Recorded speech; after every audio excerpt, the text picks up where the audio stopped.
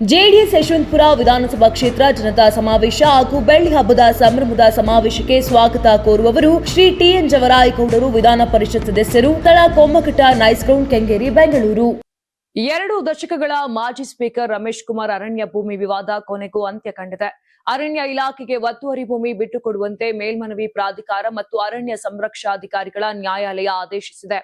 ಆ ಮೂಲಕ ರಮೇಶ್ ಕುಮಾರ್ಗೆ ಹಿನ್ನಡೆಯಾಗಿದೆ ಹಾಗೂ ರಮೇಶ್ ಕುಮಾರ್ ಸಲ್ಲಿಸಿದ ಮೇಲ್ಮನವಿಗೆ ಅರ್ಹತೆ ಇಲ್ಲವೆಂದು ವಜಾಗೊಳಿಸಲಾಗಿದೆ। ಈ ಹಿನ್ನೆಲೆ ಅರಣ್ಯ ಕಾಯ್ದೆಯ 64(a) ವಿಧಿಯಡಿ ಒತ್ತುವರಿ ತೆರವುಗೊಳಿಸಲು ನ್ಯಾಯಾಲಯ ನಿರ್ದೇಶನ ನೀಡಿದೆ। 2025ರ ಜನವರಿ 15 ಮತ್ತು 16ರಂದು ನಡೆಸಿದ ಜಂಟಿ ಸಮೀಕ್ಷೆಯ ವರದಿ ಆಧರಿಸಿ ಈ ಆದೇಶ ನೀಡಲಾಗಿದೆ। ಆದೇಶವನ್ನ ಸ್ವೀಕರಿಸಿದ ದಿನಾಂಕದಿಂದ 30 ದಿನಗಳ ಒಳಗೆ ಅತಿಕ್ರಮಣ ಮಾಡಲಾದ ಭೂಮಿಯನ್ನ ಶಾಂತಿಯುತವಾಗಿ ಅರಣ್ಯ ಇಲಾಖೆಗೆ ಹಸ್ತಾಂತರಿಸಲು ಸೂಚಿಸಲಾಗಿದೆ। ನೀವು ಸಣ್ಣ ಆಗ್ಬೇಕಲ್ವಾ? ಅದು ಒಂದು ಉತ್ತಮ ಆಹಾರದಿಂದ ಸಣ್ಣ ಆಗ್ಬೇಕಲ್ವಾ? ಪ್ರತಿದಿನ ನಮ್ಮ ಜೀನಿ ಸ್ಲಿಮ್ ನ ಯೂಸ್ ಮಾಡಿ ಯಾವುದೇ ಸೈಡ್ ಎಫೆಕ್ಟ್ ಇಲ್ದಂಗೆ ನೀವು ಸಣ್ಣ ಆಗ್ತೀರಾ।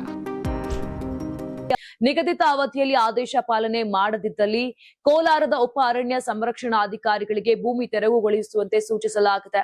ಇನ್ನು ಮಾಜಿ ಸ್ಪೀಕರ್ ರಮೇಶ್ ಕುಮಾರ್ ಕಳೆದ 2 ದಶಕಗಳಿಂದ ಅರಣ್ಯ ಭೂಮಿಯ ವಿವಾದದಲ್ಲಿ ಸಿಲುಕಿಕೊಂಡಿದ್ದಾರೆ।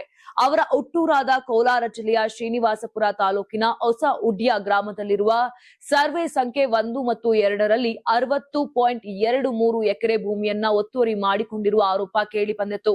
ಇನ್ನು ಬೇರೆ ಬೇರೆ ರೈತರಿಂದ ಖರೀದಿ ಮಾಡಿದ್ದ ಭೂಮಿಯ ಪೈಕಿ ಸುಮಾರು 60.23 ಎಕರೆ ಅರಣ್ಯ ಭೂಮಿಯನ್ನ ಒತ್ತುವರಿ ಮಾಡಿದ್ದಾರೆ ಎನ್ನಲಾಗಿತ್ತು। ಈ ಕುರಿತಾಗಿ ಪರ ವಿರೋಧ ಹೋರಾಟಗಳು ನಡೆದಿದ್ದವು। ಈ ಮಧ್ಯೆ ಹೈಕೋರ್ಟ್ ಸರ್ವೆ ಮಾಡುವಂತೆ ಸೂಚಿಸಿತ್ತು। ಅದರಂತೆ ಸರ್ವೆ ಮಾಡಲಾಗಿದ್ದು ಅರಣ್ಯ ಭೂಮಿಯನ್ನ ಒತ್ತುವರಿ ಮಾಡಲಾಗಿದೆ ಎಂದು ಜಂಟಿ ಸರ್ವೆ ಕಾರ್ಯದ ವರದಿಯಲ್ಲಿ ಉಲ್ಲೇಖಿಸಲಾಗಿತ್ತು। ಬಳಿಕ ಜಂಟಿ ಸರ್ವೆ ವರದಿಯನ್ನ ಸರ್ಕಾರಕ್ಕೂ ಸಲ್ಲಿಸಲಾಗಿತ್ತು।